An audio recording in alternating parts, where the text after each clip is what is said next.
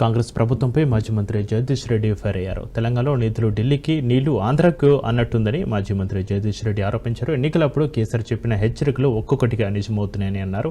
10 ఏళ్ల కేసీఆర్ పాలనలో కృష్ణా గోదావరి జిల్లాలో మనకున్న వాటాను పూర్తిగా వినియోగించుకున్నామని, ఇప్పుడు తెలంగాణ నీళ్లను దొంగిలించుకుపోతున్నారని అన్నారు. కాంగ్రెస్ ప్రభుత్వానికి నీళ్లపై పట్టింపు లేదని, చంద్రబాబు చేయాలనుకున్న నీటి దోపిడీని చేసేస్తున్నారని ఆరోపణలు చేశారు. సాగర్ పూర్తిగా చంద్రబాబు చేతులకు వెళ్లిపోయిందని ఆయన విమర్శించారు. ఆంధ్రప్రదేశ్లో ఏం జరిగిందో తెలంగాణలో వ్యవసాయ రంగం మళ్ళీ ఇవాళ అదే పరిస్థితి దాపురించింది. ఎందుకు అనంటే ఇక్కడ కూడా ఇవాళ పరోక్షంగా చంద్రబాబు నాయుడు గారి పరిపాలన సాగుతుంది. తెలంగాణలో పరోక్షంగా చంద్రబాబు నాయుడు గారి పరిపాలన సాగుతుంది. మోడీ గారితో ఇబ్బంది లేకుండా చంద్రబాబు గారితో మంచిగా ఉందాం. దీనికి సంబంధించిన ప్రణాళికలు, దీనికి సంబంధించిన పనులు తప్ప ఇంకొక పైసా పని తెలంగాణ ప్రజలకు ఏం కావాలి, మనం ఏమి ఇచ్చినాం, ఏ మాట ఇచ్చినాం అన్న సోయి ఎక్కడంటే ఇక్కడ కనబడతలేదు. కేసీఆర్ గారి కాలంలో మేము ప్రతిరోజు ఇచ్చిన మంచినీళ్ళు గ్రామాలు, పట్టణాలు, నగరాలని తేడా లేకుండా హైదరాబాద్తో సహా ఇవాళ చాలా చోట్ల 2 రోజులకు పోయినాయి.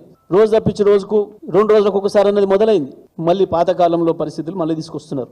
పోలవరం విషయంలో మొదటి నుంచి మనం ఏదైతే మాట్లాడుతున్నామో, ఏదైతే చెప్తున్నామో దాని మీద నిలబడలేదు. చంద్రబాబు నాయుడు గారికి లొంగిపోయి అక్కడ ద్రోహం చేస్తున్నారు తెలంగాణకు. ఇక కృష్ణమ్మనైతే మొత్తమే అప్పచెప్పిండ్రు. మళ్ళీ ఆంధ్రప్రదేశ్ చెరలకు వెళ్ళిపోతుంది కృష్ణమ్మ. ఆనాడు ఎట్లయితే జరిగిందో దుర్మార్గంగా వాళ్ళ చెరలు పెట్టుకొని నాగార్జున సాగర్, శ్రీశైలంలో ఒక పోరంబొక్కు ప్రాజెక్ట్ లాగా నడిపినరో, ఏ ఆపరేషన్స్ రూల్స్ లేకుండా మళ్ళీ ఈ సంవత్సర కాలంగా మళ్ళీ అది జరుగుతుంది. మేము మాట్లాడితే, బీఆర్ఎస్ పార్టీ మాట్లాడితే తప్ప ఈ ప్రభుత్వానికి నదుల నీళ్ళ పట్ల సోయి లేదు, ప్రాజెక్టుల పట్ల సోయి లేదు. తెలంగాణ ప్రజలు మళ్ళొకసారి పోరాటం చేయాల్సిన పరిస్థితి తీసుకొస్తున్నారు హక్కుల కొరకు. మేము డిమాండ్ చేస్తున్నాం, బీఆర్ఎస్ పార్టీగా రాష్ట్ర ప్రభుత్వం కళ్ళు తెరవాలి, ఇప్పటికైనా యుద్ధం మొదలు పెట్టాలి. 2023 వరకు ఏదైతే నాగార్జున సాగర్ తెలంగాణ చేతులు ఎట్లయితే ఉండేనో పూర్తిగా మళ్ళా ఆ స్థితి తీసుకురావాలి. ఇలా డ్రామాలు వద్దు, రాజకీయాలు వద్దు.